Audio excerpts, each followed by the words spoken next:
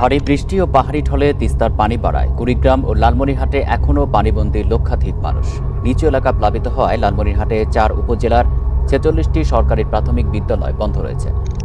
ভারতের পশ্চিমবঙ্গে বেড়েই চলেছে তিস্তা নদীর পানি। 24 ঘন্টার ব্যবধানে আরও 1,58,000 কিউসেক পানি ছাড়ল রাজ্য প্রশাসন।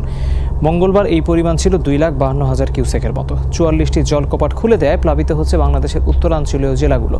সোমবার থেকে শুরু হওয়া টানা বৃষ্টিতে তলিয়ে গেছে জলপাইগুড়ির কিছু এলাকা। ঘটেছে পাহাড় ধসের ঘটনাও, ঝুঁকিতে বহু ঘরবাড়ি স্থাপনা। আলগারা ও লাভার মধ্যবর্তী এলাকায় গাছ উপড়ে মারা গেছেন একজন। এই ঘটনায় আহত আরও 2 জন। শিলিগুড়ি এলাকায় ধসে পড়েছে একটি সেতুও, আপাতত বন্ধ যান চলাচল। প্রাণহানি এড়াতে রেড অ্যালার্ট জারি করেছে প্রশাসন। সরিয়ে নেওয়া হচ্ছে ঝুঁকিপূর্ণ এলাকার বাসিন্দাদের। পর্যটক প্রবেশে আরোপ করা হয়েছে নিষেধাজ্ঞা। বন্যা কবলিত হওয়ার আশঙ্কায় কুচবিহার ও আলিপুরদুয়ার। নদীকেন্দ্রিক শোষণ নীতি, হিন্দুত্ববাদী আগ্রাসনের ঐতিহাসিক বাস্তবতা। বাংলাদেশ নামক ভূখণ্ডটিকে বলা হয় নদীমাতৃক দেশ। এই ভূখণ্ডটির 3 দিকেই রয়েছে সাগর আর নদী। কথিত স্বাধীনতার পর থেকেই এই দেশকে ঘিরে বিভিন্ন চক্রান্তের জাল বুনছে পার্শ্ববর্তী হিন্দুত্ববাদী রাষ্ট্র ভারত। এদেশের অর্থনীতি, রাজনীতি, এমনকি রাষ্ট্রনীতি থেকে শুরু করে একেবারে কাঁচা বাজার পর্যন্ত সর্বক্ষেত্রেই নিজেদের অবস্থান পাকাপোক্ত করেছে কট্টর হিন্দুত্ববাদী সন্ত্রাসী ভারত। নদীকেন্দ্রিক সমস্ত এলাকাগুলো একতরফা নিয়ন্ত্রণ করে যাচ্ছে ভারত সরকার। 1971 সালে বাংলাদেশ নামক রাষ্ট্রটি পশ্চিম পাকিস্তানের শোষণ থেকে নিজেদেরকে মুক্ত করতে পারলেও বের হয়ে আসতে পারেনি ভারতীয়দের পেতে রাখা ফাঁদ থেকে। আর সহজভাবে বলতে গেলে এক খাত থেকে বেরিয়ে আরেক খাতেই পড়ে গেছে এদেশের মানুষ। কট্টর হিন্দুত্ববাদী ভারত সরকারের সাথে এদেশের যতগুলো সমস্যা চলমান, তার মধ্যে অন্যতম একটি হচ্ছে নদীকেন্দ্রিক পানি সমস্যা। শুষ্ক মৌসুমে নদীর বাঁধ বন্ধ করে রাখা কিংবা ভরা মৌসুমে নদীর বাঁধ খুলে দিয়ে এদেশের মানুষের জন্য প্রাকৃতিক দুর্যোগ সৃষ্টি করা আজকের নতুন কিছু নয়, বরং তা চলে আসছে দীর্ঘ 5 দশক ধরে। উভয় দেশের মাঝে এই সমস্যার সমাধানকল্পে 1983 সালের 20 জুলাই একটি সমঝোতা বৈঠক অনুষ্ঠিত হয়। বাংলাদেশের হয়ে সমঝোতাপত্রে স্বাক্ষর করেছিলেন AZM ওবায়দুল্লাহ খান, আর ভারতের হয়ে স্বাক্ষর করেছিলেন রাজস্থানের প্রবীণ কংগ্রেস রাজনীতিবিদ রামনিবাস মির্ধা। উভয়েই ছিলেন দুদেশের পানি সম্পদ মন্ত্রী।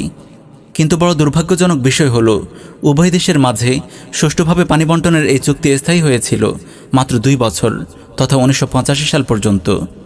এরপর থেকে আজ মোট 36 বছর পার হয়ে গেলেও এখনও পর্যন্ত কোনো চুক্তিই আর হয়নি। কয়েকদিন পরপর তিস্তা চুক্তির কথা উঠলেও রহস্যজনকভাবে তা পরক্ষণেই ভেস্তে যায়। সবশেষে চলতি বছরের মার্চ মাসে নরেন্দ্র মোদীর বাংলাদেশ সফরকে কেন্দ্র করে আবারও তিস্তা নদীর চুক্তি নিয়ে কথা ওঠে। পররাষ্ট্রমন্ত্রী আব্দুল মোমেনকে মোদীর এই সফরে তিস্তা চুক্তি নিয়ে কথা হবে কিনা মর্মে সাংবাদিকরা প্রশ্ন করলে সে বলে, ওগুলো বাদ, উনি আসছে এতেই আমরা খুশি। স্যার, ঐতিহাসিক এই সফরটা থেকে তিস্তা কি আপনারা কিছু বলবেন? ওগুলো বাদ, আমরা যেটা চাই সেটা হচ্ছে এই যে একটি আনন্দ উৎসব, আমাদের এই বড় উৎসবে সব এসেছে, আমরা সেতেই আনন্দিত। বাংলাদেশ ভারতের মাঝে স্বীকৃত নদীর সংখ্যা হচ্ছে 54টি। এছাড়াও সব মিলিয়ে মোট নদীর সংখ্যা 100-এর উপরে। এসবের মধ্যে মাত্র একটি নদীর পানি বণ্টন নিয়ে ভারতের সঙ্গে বাংলাদেশের চুক্তি রয়েছে, আর বাকি কোনো নদী নিয়েই ভারতের সাথে চুক্তি নেই। এইসব নদীতে কোনো চুক্তি না থাকায় মুসলিম বিদ্বেষী ভারত যুগের পর যুগ ধরে বাংলাদেশের মানুষের ওপর কৃত্রিম দুর্যোগ সৃষ্টি করে আসছে। শুষ্ক মৌসুমে তিস্তা কিংবা ফারাক্কা বাঁধ আটকিয়ে রেখে এদেশের মানুষদের কৃষিকাজে বিঘ্ন ঘটায়। আবার ভরা মৌসুমে ব্যারেজের গেটগুলো খুলে দিয়ে এদেশের মানুষকে পানির নিচে তলিয়ে দেয়। ঘরবাড়ি, গরু ছাগল, ক্ষেত খামার সব মিলিয়ে পানির নিচে তলিয়ে যায় কোটি কোটি টাকার সম্পদ। দেশের উত্তরাঞ্চলীয় মানুষগুলোর জীবনে তখন নেমে আসে এক অশনি সংকেত। শুধুমাত্র বিগত 1 বছরেই 10 বারেরও বেশি এভাবে নদীর বাঁধ খুলে দিয়ে এদেশের মানুষের জীবন নিয়ে ছিনিমিনি খেলেছে উগ্র হিন্দুত্ববাদী ভারত সরকার।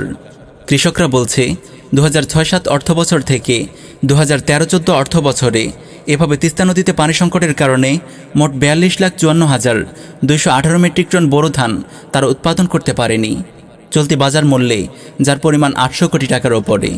পূর্বের ধারাবাহিকতা বজায় রেখে বিগত 19 অক্টোবর মঙ্গলবার রাতে আবারও তিস্তার মোট 44টি গেট খুলে দেয় ভারত।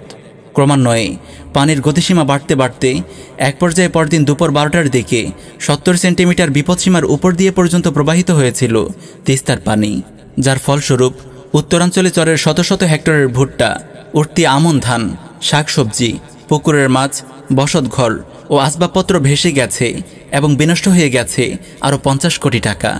তিস্তার এই লণ্ডভণ্ডে 100 কোটি টাকার ক্ষতি হয়েছে। ক্ষতিগ্রস্ত পরিবারের সংখ্যা গিয়ে দাঁড়িয়েছে প্রায় 25,000-এর উপরে। এখনও নামেনি তিস্তার বাঁধ ভেঙে আসা পানির ঢল। প্রিয় ভিউয়ার্স, কট্টর হিন্দুত্ববাদী ভারত সরকারের নির্যাতনের জাতাকলে পৃষ্ঠ আজ ভারতের মুসলিম জনগোষ্ঠী। উগ্র হিন্দুত্ববাদী সংগঠন RSS যেন সেখানকার মুসলিমদের জন্য রীতিমতো মৃত্যুর কারণ হয়ে দাঁড়িয়েছে। গুজরাটের কসাই খ্যাত নরেন্দ্র মোদী এই দেশকে নিয়ে অখণ্ড ভারত প্রতিষ্ঠার স্বপ্নে বিভোর হয়ে আছে।